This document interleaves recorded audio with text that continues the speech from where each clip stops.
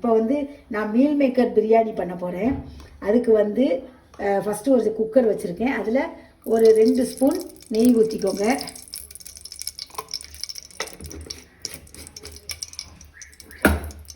அப்புறம் ஒரு 3 ஸ்பூன் எண்ணெய் ஊற்றிக்கோங்க.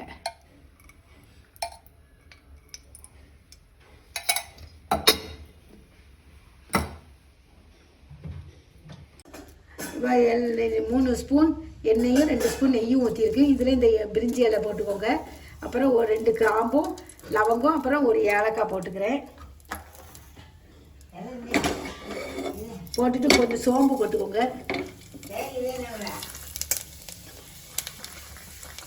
போட்டு அதை லைட்டாக கிண்டி கொடுத்துக்கோங்க.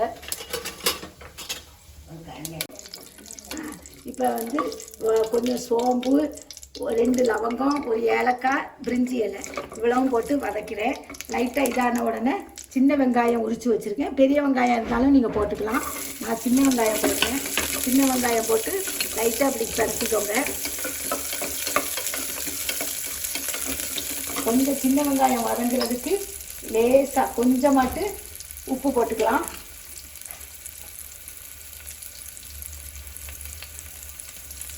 கொஞ்சமாக உப்பு போடுவேன். இப்படி வதங்கட்டும். இது வதங்குற டைத்தில் மிக்சியில் வந்து நான் என்னெல்லாம் போட்டிருக்கேன்னு காமிக்கிறேன். ஒரு பச்சை மிளகாய் போட்டிருக்கேன், ஒரு 2-3 துண்டு இஞ்சி போட்டிருக்கேன், அப்புறம் ஒரு 3-4 சின்ன வெங்காயம் போட்டிருக்கேன், கொஞ்சம் சோம்பு. ஏற்கனவே நம்ம அங்கே கொஞ்சம் சோம்பு போட்டோம், இங்கே கொஞ்சம் சோம்பு, அப்புறம் பூண்டு கொஞ்சம் போட்டிருக்கேன். பூண்டு இப்படி போட்டு இதை வந்து நம்ம மிக்சியில் அரைச்சிட்டு வந்துடுங்க. நான் சொல்கிறேன் கேட்டுக்கோங்க. ஒரு பச்சை மிளகாய், ஒரு 4-5 பூண்டு, ஒரு 4 பீஸ் வர்ற மாதிரி இஞ்சி, கொஞ்சம் சோம்பு, ஒரு 5-6 சின்ன உள்ளி இவ்வளவும் போட்டு நான் அரைச்சி வச்சுருக்கேன். இதை இப்போ நம்ம இதில் போட்டுக்கலாம்.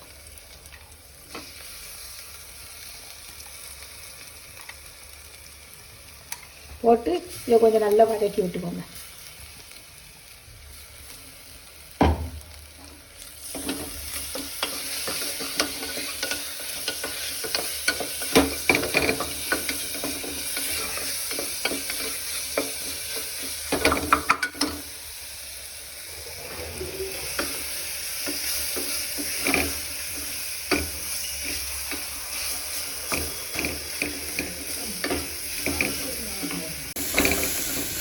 இப்போ வந்து வதங்கிடுச்சு. இப்போ தக்காளியை போட்டுக்கலாம்.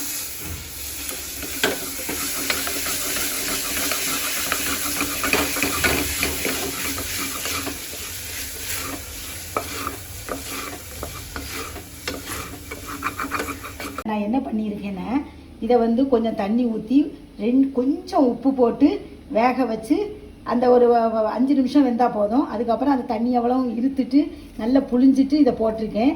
இதில் வந்து என்னெல்லாம் நான் போட போகிறேன்னா, கொஞ்சம் வத்தல் பொடி போட்டுக்கோங்க. ஏற்கனவே நம்ம அதுலேயும் கொஞ்சம் போடுவோம், அதனால கொஞ்சம் போட்டுக்கோங்க. ஏற்கனவே உப்பு போட்டிருக்கேன், ஆனாலும் கொஞ்சம் உப்பு போட்டுக்கலாம். அதுக்கப்புறம் ஒரு ஸ்பூன் தயிர் ஊற்றிக்கோங்க. கட்டி தயிராட்டு ஊற்றிக்கோங்க. தயிர் ஊற்றிக்கோங்க. ஒரு 2 ஸ்பூன் புளியாத தயிராட்டு, ரொம்ப புளிச்சது ஊற்றாதீங்க. தயிர் ஊற்றிட்டேன். போட்டு இதை கொஞ்சம் கலந்து விட்டுக்கோங்க. இது வந்து கரம் மசாலாலாம் நம்ம அதில் போடுவோம், அதனால இதில் இது மட்டும் போதும்.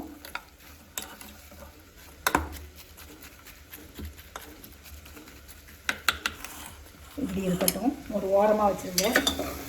இது இப்போ இதாகிடுச்சான்னு பார்ப்போம். இது நல்லா வதங்கிருச்சு பாருங்கள். இந்த பாருங்கள், நல்ல எண்ணெயெல்லாம் பிரிஞ்சு வருது பாருங்கள். அப்படி வந்த பிறகு நம்ம இந்த அவிச்சு இந்த இது ஃப்ரோசன் பட்டாணியை அதில் போட்டுக்கலாம். நான் ஃப்ரோசன் பட்டாணி வச்சுருக்கேன். நான் வந்து ஏற்கனவே ஒரு பச்சை மிளகாய் அரைச்சி போட்டிருக்கேன், அதனால் ஒரு 1/2 ஸ்பூன் தான் இது வத்தல் பொடி போடுறேன். அதுக்கப்புறம் கரம் மசாலா ஒரு 1/2 ஸ்பூன், காஷ்மீர் சில்லி, அது கலருக்கு வேண்டி இப்போ கலர் கொஞ்சம் நல்லாயிருக்கும், அதனால காஷ்மீர் சில்லி ஒரு ஒரு ஒரு அரை ஸ்பூன் போட்டு கொஞ்சம் வதக்கி விட்டுக்கோங்க. உப்பு வந்து காணாது, ஏன்னா நாம் கொஞ்சம் தானே உப்பு போட்டோம், அதனால கொஞ்சம் சால்ட்டு போட்டுக்கலாம்.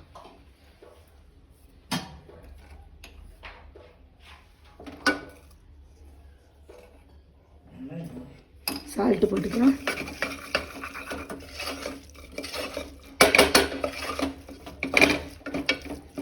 இப்போ வந்து நம்ம மீல் மேக்கரை நல்லா வெறுவி 5 நிமிஷம் ஊற வச்சாச்சு. 5 நிமிஷம் ஊறட்டும். ஊறின பிறகு நம்ம இதை அதில் போட்டுக்கலாம்.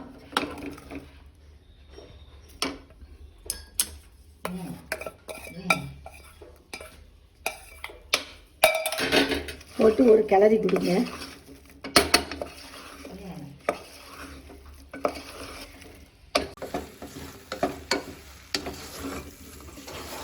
இந்த மாதிரி ஸ்டேஜ் ஆகணும். பாருங்கள் எப்படி இருக்குன்னு. இதை நீங்கள் சும்மாவை கூட ஒரு பொரியல் மாதிரி வச்சு நீங்கள் சாப்பிடலாம். இது நல்ல டேஸ்ட்டாக இருக்கும். இப்படியே நீங்கள் கூட சாப்பிட்டுக்கலாம். இப்போ வந்து நான் தண்ணி விட போகிறேன். நான் வந்து நல்லா வந்தாச்சு, வதங்கிடுச்சு. தண்ணி ஒன்றுமே இல்லை. இப்போ தண்ணி ஒன்றுமே இல்லை. இந்த ஸ்டேஜில் நம்ம என்ன செய்யணும்னா, அரிசி வந்து நீங்கள் பாஸ்மதி ரைஸ்னால் ஒரு 20 நிமிஷம் ஊற வச்சுக்கோங்க. நான் இது பொன்னி அரிசி, இது வந்து ஒரு 10 நிமிஷம் நான் ஊற வச்சுருக்கேன். அந்த அரிசியை போட்டுக்கலாம். 1 கப்பு அரிசி நான் போட்டிருக்கேன்.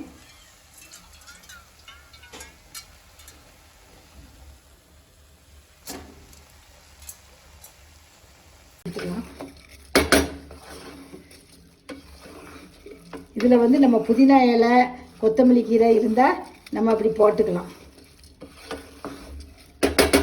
இதில் போட்டுக்கலாம். போட்டுட்டு நீங்கள் வந்து தண்ணி எடுத்துட்டு வர ஒரு 3 கப்பு தண்ணி விடுங்க. இது பொன்னி அரிசினால நான் 3 கப்பு தண்ணி விடுவேன். பாசுமதி ரைஸ்னா நீங்கள் 1.5 கப்பு தண்ணி விட்டால் போதும். அரிசி குழம்பு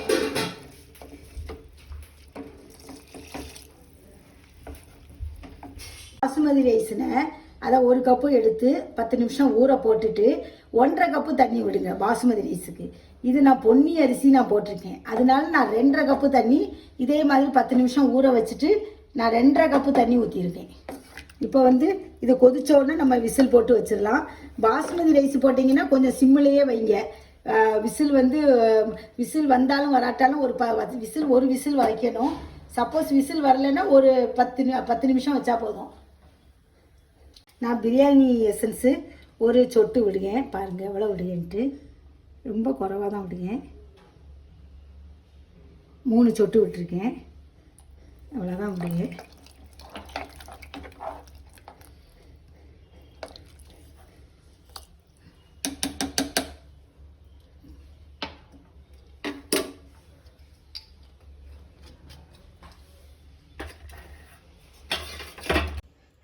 நான் 1 ஸ்பூன் லெமன் விடுவேன்.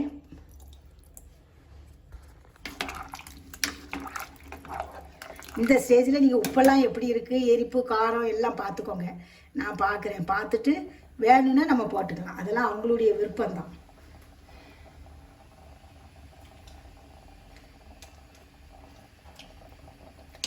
இப்போ வந்து நான் குக்கர் மூடி போட்டு ஒரு 2 விசில் விட போகிறேன். விட்டுட்டு உங்கள்கிட்ட காமிப்பேன். சரி, எப்படி இருக்குன்னு பார்க்கலாம். பாருங்க எப்படி இருக்குன்ட்டு.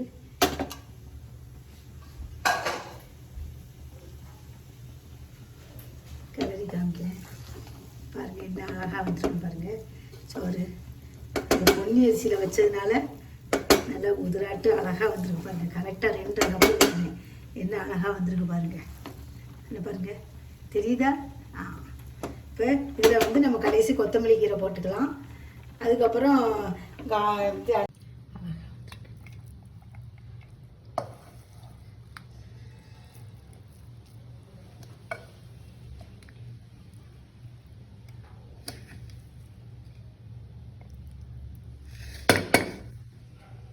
இப்போ வந்து ரெடி ஆயாச்சு. இதுக்கு கூட நம்ம ரைத்தா வச்சு சாப்பிட்டுக்கலாம். நான் இன்றைக்கி வந்து எக்கு தான் அவிச்சு கொடுக்குறேன். அனுஷாவுக்கு கொடுக்குறேன். இன்றைக்கி இதுதான் என்னுடைய லஞ்சு. எனக்கு வந்து ரைத்தா, அவளுக்கு எக்கு அவிச்சு வச்சுருக்கேன். இதோடு நான் என்னுடைய வீடியோ முடிச்சுக்கிறேன். இந்த வீடியோ வந்து உங்களுக்கு கண்டிப்பாக பிடிக்கும்னு நினைக்கிறேன். ஒன்று மட்டும் நான் சொல்லிக்கிறேன், இந்த மீல் மேக்கர் ஏன் நான் பாதியாக போடுறேன்னு, அப்போ தான் அதில் உள்ள வந்து இந்த எரிப்பு காரம் எல்லாம் காரம் வந்து உள்ளே இறங்கும். அதனால தான் நான் பாதியாட்டு அதை கட் பண்ணி போடுவேன். இப்போ இந்த வீடியோ உங்களுக்கு பிடிச்சிருக்குன்னு நினைக்கிறேன். பிடிச்சிருந்தா லைக் பண்ணுங்கள், கமெண்ட்ஸ் கொடுங்க, மறக்காமல் சப்ஸ்கிரைப் பண்ணுங்கள். தேங்க்யூ.